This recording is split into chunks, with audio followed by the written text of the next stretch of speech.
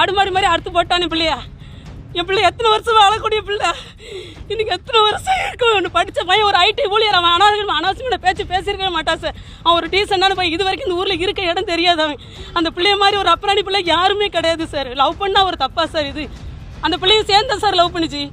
பையன் பழகினாவா அவளை வெட்ட வேண்டியது, 2 பேரும் வெட்டு ரொம்ப சந்தோஷப்படுவான். சரி பரவாயில்ல, அவளை வெட்டி தருமா நான் பாராட்டி இருப்பேன். என் பையன் சேர்த்தாலும் ஒரு கண்ணீர் வந்திருக்காது எனக்கு. Hi phone star family, welcome to all. நம்ம இன்னைக்கு என்ன பார்க்க போறோம் அப்படின்னா, திருநெல்வேலி மாவட்டத்தில் பொதுமக்கள் நடமாட்டம் இருக்கக்கூடிய இடத்தில் பட்டப்பகலில் சாப்ட்வேர் என்ஜினியர் ஒருவர் வெட்டி படுகொலை செய்யப்பட்டிருக்கிறார். இந்த கொலை எதனால் நடைபெற்றது, இது ஒரு ஆணவ கொலையா அப்படிங்கிறத இந்த வீடியோல நம்ம பார்க்கலாம். திருநெல்வேலி மாவட்டம் கேடிசி நகர் பகுதியை சேர்ந்தவர் சரவணன். இவருடைய மனைவி பெயர் கிருஷ்ணகுமார். இவர்களுக்கு சுர்ஜித் என்ற மகனும் ஒரு மகளும் இருக்கிறார்கள்.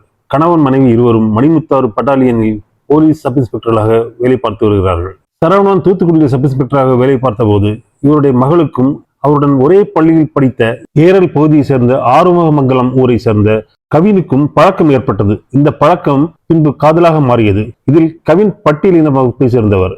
இதில் கவின் சென்னையில் ஒரு ஐடி கம்பெனியில் மாதம் 1 லட்சம் ரூபாய்க்கு அதிகமாக சம்பளம் வாங்கி சாப்ட்வேர் இன்ஜினியராக வேலை பார்த்து கொண்டிருக்கிறார். அவருடைய காதலி திருநெல்வேலி பாளையங்கோட்டையில் சித்தா ஹாஸ்பிட்டல் ஒன்றில் டாக்டராக வேலை பார்த்துக் கொண்டிருக்கிறார். கவின் சென்னையில் இருந்து சொந்த ஊருக்கு வரும்போதெல்லாம் பாளையங்கோட்டைக்கு போய் அவருடைய காதலியை சந்திப்பது வழக்கம். இவங்க 2 பேரும் காதலிக்கிற விஷயம் கொஞ்ச நாளைக்கு முன்னாடி தான் கவினோட காதலியோட வீட்டுக்கு தெரிய வந்தது. கவின் பட்டியலின சமூகத்தை சேர்ந்தவர் அப்படிங்கிறதுனாலே இவருடைய காதலுக்கு காதலின் வீட்டில இருந்து எதிர்ப்பு கிளம்பிச்சு. இதற்கிடையில கவினோட தாத்தாவுக்கு உடம்பு சரியில்லை அப்படின்னு திருநெல்வேலி கேடிசி நகர்ல உள்ள காதலி வேலை பார்க்கிற தனியார் சித்த ஹாஸ்பிட்டலுக்கு கவின் கூட்டிட்டு போயிருக்காரு. அப்போதான் கவினோட காதலியோட தம்பி சுர்ஜித் அங்க வந்து கவினோட தகராறு பண்ணிருக்காரு. தன்னோட அக்காவை அடிக்கடி சந்திச்சு பேசுறதையும் மொபைல்ல பேசுறதையும் விட்டுடணும் அப்படின்னு சொல்லி, இல்லைன்னா நடக்கிறதே வேற அப்படின்னு சொல்லி தகராறு பண்ணிருக்காரு. 2 பேருக்கும் வாக்குவாதம் முத்தவு சுர்ஜித் தான் மறைத்து வைத்திருந்த அரிவாளை எடுத்து கவினை வெட்ட ஆரம்பிச்சிருக்காரு. உயிருக்கு பயந்து கவின் ஓட ஆரம்பிச்சாலும் அந்த பட்டப்பகல்லையும் பொதுமக்கள் அதிகமாக இருக்கிற அந்த பகுதியிலும் பார்க்காம ஓட விரட்டி வெட்டி கொண்டிருக்காரு சுர்ஜித். கொலை செய்த உடனேயே பக்கத்துல இருக்கிற போலீஸ் ஸ்டேஷன்லயும் போய் சரண்டர் ஆயிட்டாரு. இப்போ கவினோட காதலியோட அப்பா அம்மாவை அரெஸ்ட் பண்றது வர பாடியை வாங்க மாட்டோம் அப்படின்னு கவினோட பாடியை வாங்காம அவரோட அப்பா அம்மா ஊர்க்காரங்க எல்லாரும் சேர்ந்து போராட்டம் நடத்திட்டு இருக்காங்க. அவங்க என்ன சொல்றாங்க அப்படிங்கறத நம்ம இப்ப பார்ப்போம். பையன் பழகினாவா அவளை வெட்ட வேண்டியது, அவளை வெட்டினா இந்த மாதிரி சந்தோஷம் நடந்திருக்கவே மாட்டோம். அவன் மகனும் அவ்வளோ 7 வருஷம் பழகுது. அவன் எழுதிருக்க மாட்டாள் என் பையன்கிட்ட. 2 பேரும் வெட்டு ரொம்ப சந்தோஷப்படுவான். சரி பரவாயில்ல, அவளை மட்டும் வெட்டமா அவளை வெட்டி தருமா நான் பாராட்டி இருப்பேன். என் பையன் சேர்த்தாலும் ஒரு கண்ணீர் வந்திருக்காது எனக்கு. அவளை வெட்டுவாமா, அவளை இல்லையே ஒரு மட்டும் கண்ணீர் வராது என் கண்ணுல. சந்தோஷம் ரைட்டு மேடம். பிடிக்கல நீங்க எஸ்சினாலே நைட்டு 12 மணி தட்டி கிளவியில வந்து தூக்கிட்டு போறியா? ஒரு இன்ஸ்பெக்டர் அவன் எஸ்என்னாப்ல நீ தூக்க முடியல. அவன் எங்க ஒளிஞ்சிருப்பான்? ஒரு எஸ்பி போன் அடிக்கும் போது அவன் ஓடி வந்து வருவான்ல. அவன் தலைமறைவு என்ன தலைமறைவு? திருட்டு போய் அவன் எங்க ஜாதிகா விரோதி. அவன் அது என்ன வந்தாலும் பரவாயில்ல சார். தலைவர் திருவாளர் 4 வாரண்டு சட்டம் அங்க பாராளுமன்ற ஒளிப்பேன் மேடம். பையன் பண்ணி ஐக்கிய கூட கொண்டு போகணும். அவன் மவளை வெட்ட, நீ அவன் மவளை வெட்டு நான் பாராட்டுவேன். மட்டும் வீட்டுல வச்சிருக்கான். அவன் மவளை வெட்டேன், என் பிள்ளை வெட்டுதியா? ஓ மவதான போன் பண்ணி கூட்டு என் பிள்ளைய வந்து. லவ்ங்கிறது இயற்கை எல்லாருக்கும் வரும். அதுக்காக மரணம் தான் தண்டனைன்னு கிடையாது. அந்த பிள்ளைங்க வாழ விடணும் பிரிச்சு அது அடியாது விட்டு விடலாம்ல சார். அவங்க அம்மா அப்பயும் சஸ்பெண்ட் மட்டும் பண்ணி வேலையை விட்டே தூக்கணும். அந்த பையனுக்கு தூக்கு தண்டனை கொடுக்கணும். இப்படியே ஜாதி வெறியில கொலை பண்ணிக்கிட்டே இருந்தீங்கன்னா நாங்கள் பயந்துகிட்டே இருக்க முடியுமா சார்? அப்பெல்லாம் பயந்தெல்லாம் வாழவே முடியாது. எங்களுக்கும் மனசு இருக்கு. என்ன ஜாதியை நீக்குங்க தயவு செய்து. எங்களுக்கு ஜாதியே வேண்டாம். அப்படி ஒரு இதை எங்களுக்கு தேவை கிடையாது. எங்களை பொதுவாக வாழ விடுங்க. என்ன சார் இது வெறி? அது என்ன சார் அவங்களுக்கு கொலவெறி? அவங்களுக்கு மட்டும்தான் கொலவெறி இருக்குமா? எங்களுக்கா இருக்காதா? நாங்களும் 60 தூக்கணும் எப்படி இருக்கும்? தூக்கக்கூடாதுன்னு தான் சார் பொறுமையாக இருக்கும். மனுஷன் மதிக்கணும். அந்த தன்மை இல்லாத ஒரு செயல் எதுக்கு சார் இந்த உலகத்தில்? வேஸ்ட்டு சார் இது. ஆடு மாதிரி அறுத்து போட்டானே பிள்ளையா. என் பிள்ளை எத்தனை வருஷம் வாழக்கூடிய பிள்ளை, இன்னைக்கு எத்தனை வருஷம் இருக்கும். படித்த பையன் ஒரு ஐடி ஊழியர், அவன் அனாவசியமான பேச்சு பேசியிருக்கவே மாட்டான் சார். அவன் ஒரு டீசெண்டான பையன், இது வரைக்கும் இந்த ஊரில் இருக்க இடம் தெரியாது. அவன் அந்த பிள்ளைய மாதிரி ஒரு அப்புறாணி பிள்ளை யாருமே கிடையாது சார். லவ் பண்ணால் ஒரு தப்பா சார் இது. அந்த பிள்ளையும் சேர்ந்தா சார் லவ் பண்ணிச்சு.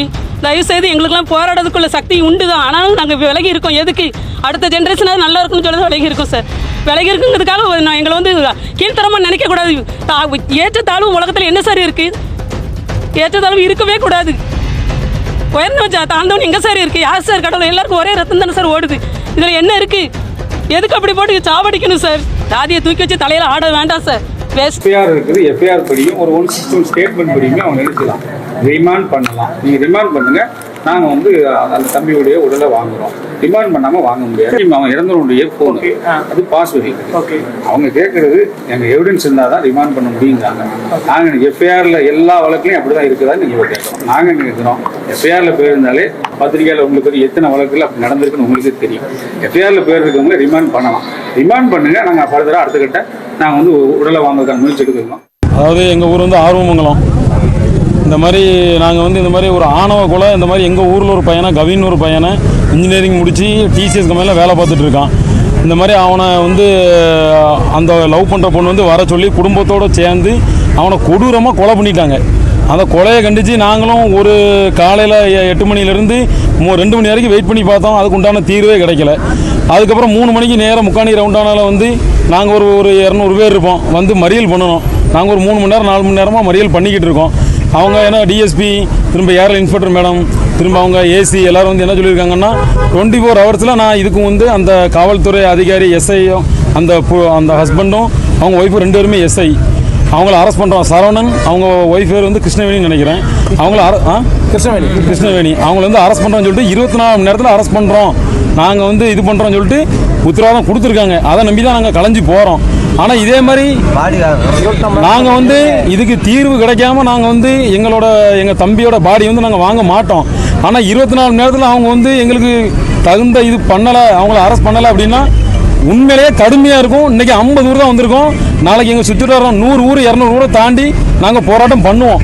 போராட்டம் தொடரதான் செய்யுமே தவிர இது முடியாது. பாடி வாங்க மாட்டோம். அரெஸ்ட் பண்ணால் மட்டும்தான் பாடி வாங்குவோம், போராட்டமும் குறையும், அவ்வளோதான். இதுதான் எங்கள் சமுதாய மக்களோட கோரிக்கை. இதுதான் எங்கள் சமுதாய மக்களோட கோரிக்கை. ஏன்னா இது வளர்ந்துக்கிட்டே இருக்குது. இது எங்கே போனாலும் படிக்கிற இடத்துலேருந்து, காலேஜிலேருந்து, வேலை பார்க்குற இடத்துலேருந்து நாங்கள் எந்த விதத்தில் குறைஞ்சிட்டோம் அப்படிங்கிறது எங்களுக்கு தெரியலை. எங்களுக்கு இத்தனைக்கும் அந்த சமூகத்தை தாண்டி எங்கள் கவின், என் தம்பியோட குடும்பம், எங்கள் குடும்பம் தான் பெரிய லெவலில் இருக்குது. இதுதான் என்னோட கோரிக்கை. அவங்களோட எல்லாத்துலேயும் வசந்து தான் இருக்கும், எதுலையுமே குறைஞ்சி கிடையாது. நாங்கள் உங்கள் பேர்? என் பேர் பாலா. நான் தான் ஆறுமுகத்தோட தலைவர். நான் தான்.